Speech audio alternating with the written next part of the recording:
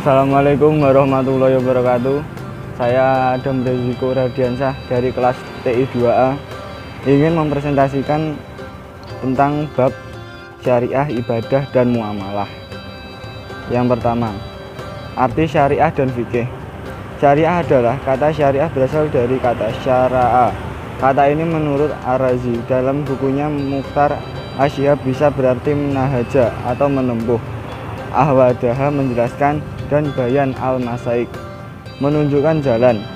Sedangkan menurut Al-Jurjani, syariah bisa juga artinya mazhab dan tirakah mustaqim atau jalan yang lurus.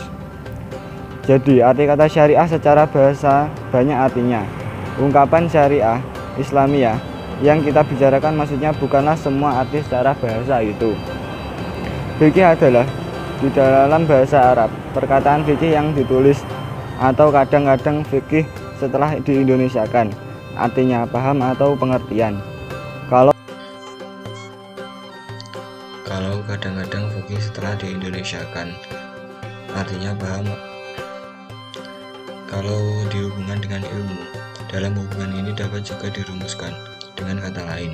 Ilmu fikih adalah ilmu yang bertugas menentukan dan menguraikan norma-norma hukum dasar yang terdapat di dalam Al-Quran dan ketentuan-ketentuan umum yang terdapat secara dalam sunnah Nabi yang direkam dalam hadis, kitab-kitab dan hadis. Ibadah berasal dari kata abdun yang berarti patuh, taat, setia, tunduk, menyembah, dan memperhambatkan diri terhadap sesuatu. Berdasarkan istilah, ibadah adalah tindakan menurut pengikut dan mengikat diri dengan sepenuhnya kepada segala perkara yang disyariatkan oleh Allah dan diserukan oleh para rasulnya. Ibadah tidaklah hanya mencakup sholat, puasa, zakat, ataupun haji. Segala aktivitas yang disukai Allah yang diniatkan sebagai ibadah agar Allah ridho kepadanya juga bernilai ibadah jika memang diniatkan sebagai ibadah, walaupun dalam dimensi kewajiban. Ibadah sholat, zakat, puasa, haji, dan merupakan fardu ain. Dalam hadis Arba'in nomor 1 dijelaskan bahwa sesungguhnya amal seseorang tergantung dengan niatnya. Misalnya berkata benar, taat pada ibu bapak, amanah, menepati janji, berkata benar, dan sebagainya. Alasan manusia beribadah kepada Allah. 1. Tujuan manusia diciptakan di dunia adalah untuk beribadah pada Allah Subhanahu wa taala.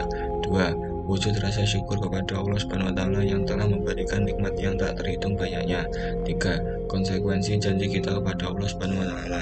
4. Ibadah merupakan tugas yang ditanamkan oleh setiap rasul kepada umatnya. Hanya Allah zat yang patut disembah. 6. Adanya azab Allah bagi hambanya yang tidak beribadah kepadanya. Manfaat ibadah. Manfaat utama yang akan diberikan dari ibadah dari seseorang manusia adalah akan mendapat ridho Allah. Bagi seorang muslim yang taat, tidak ada hal yang lebih berharga dalam hidup ini selain mendapat ridho Allah Subhanahu wa taala. Kerelaan Allah atas segala amal ibadah yang dilakukan manusia menjadi tujuan sekaligus dan pintu utama dibukanya nikmat, rezeki, dan rahmat Allah. Ibadah harus mengantarkan pada ketakwaan, suatu sikap moral yang menuntun pelakunya tetap dalam garis.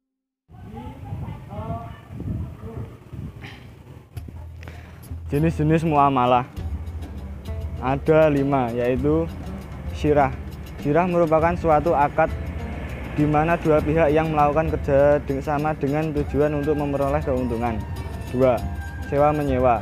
Sewa menyewa atau dalam Islam disebut akad ijrah merupakan suatu imbalan yang diberikan kepada seseorang atas jasa yang telah diberikan, seperti kendaraan, tenaga, tempat tinggal, dan pikiran. 3. Hutang piutang. Hutang piutang adalah menyerahkan harta dan benda kepada orang dengan catatan suatu saat nanti akan dikembalikan sesuai perjanjian. 4. Jual beli. Dalam hukum Islam, kegiatan ekonomi memiliki arti suatu kegiatan atau kesepakatan dalam menukar barang dengan tujuan untuk dimiliki selamanya. 5. Murahabah.